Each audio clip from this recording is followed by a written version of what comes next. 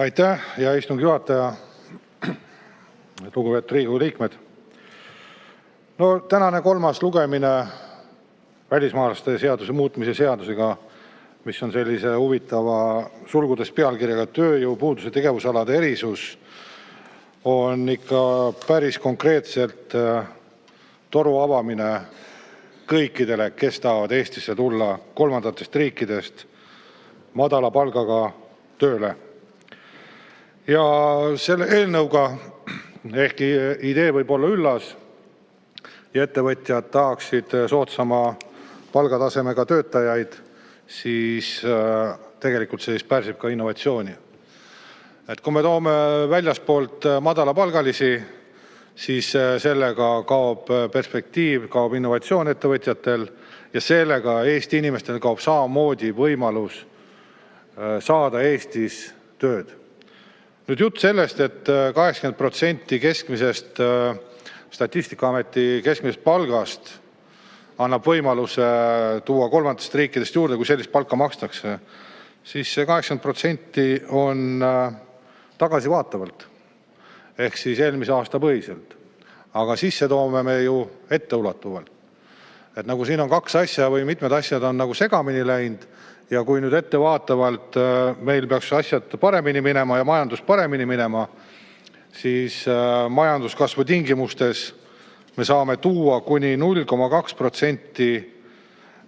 alalisest elanikkonnast, kui majanduskasv on üle 2% ja samas palka maksame eelnevate tingimuste põhjal, mis on selge näit sellest, et ongi madala palgalisi vaja ja sellega sa mitte kuidagi ei too siia oskustöölisi. Ja tuleb tunnistada, et Eestis oskustööliste osakaal ja oskustööliste olemus, Eestis on need olemas. Nüüd on küsimus selles, kas tööandja tahab Eesti inimestele maksta õiglast palka. Kui me siin paar päeva tagasi lugesime, et oli töökohtadele kandideeris kuni 800 inimest, et inimesed on valmis töötama. Mis tähendab seda, et meil on tööpuudus on inimestel ja nad on valmis tulema tööle. Nüüd sellega me loome veel suurema kontrasti, kus toome kolmandatest riikidest inimesi, teadmata nende tausta, teadmata nende keeleoskust, mis seab väga suure kahtluse alla eesti keele ja eesti meele tuleviku väljakaated. Eesti keelega meie praeguses ühiskonnas ja ruumis on juba praegu raske hakkama saada. Arstid just tegid pöördumise, et vene keel tungib peale, mis on väga suur ohumärk, millele tuleb väga tõsiselt suhtuda ja veel ühe sellise ukse avamine kolmandast riikist tulevatele inimestele on kahetsusväärne. Nüüd praegune välismaalaste seadus võimaldab tuua tippspetsialiste nii palju, kui süda lustib.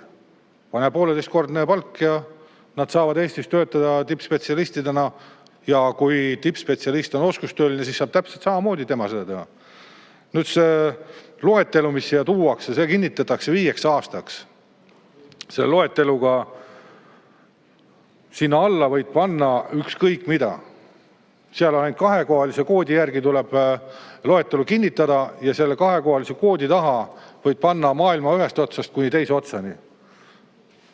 Tippkirurgist kuni põllumajandusse. Põllumajanduses hooajatöölistele erisused tehtud Eestis töötamiseks ja siis võid talle paksta ka 1,6-kordset palka. Ei ole mingit miinimumi. Nii et täiesti ebavajalik seadus, millega siis veel kord näidatakse meile kätte, et Eesti inimestel pole vaja haridust, pole vaja õppida ja me toome inimesed väljast sisse. Nüüd seadusega tuleb veel mitmeid nüansse muidugi, aga minu jaoks nagu eriti oluline on see, et kohalik omavalitsus peab nüüd hakkama tagama või peab nüüd hakkama jälgima, et kolmandatest riikidest tulnud võõrtööline nende omavalitsus territooriumil peaks viibima seaduse alusel. Minu küsimus on see, kus kohast võtab kohalik omavalitsus selle informatsiooni, et see või see inimene on kolmandast riigist ja hakkab tema üle tegema järelevalvet. Peab hakkama jälgima, et kusjuures see jälgimisühiskonna sissekirjutus on siin päris mitmes seaduses ja nüüd saab omavalitsus veel ühe kohustuse, ehkki tal kohustus on praegu tagada, aga nüüd peab hakkama jälgima, mis tähendab järjekordset ressurssi, tähendab järjekordset inimest, antakse kohalikele omavalitsustele kohustusi juurde, ilma et tuleks sellega ka raha kaasa. Nüüd,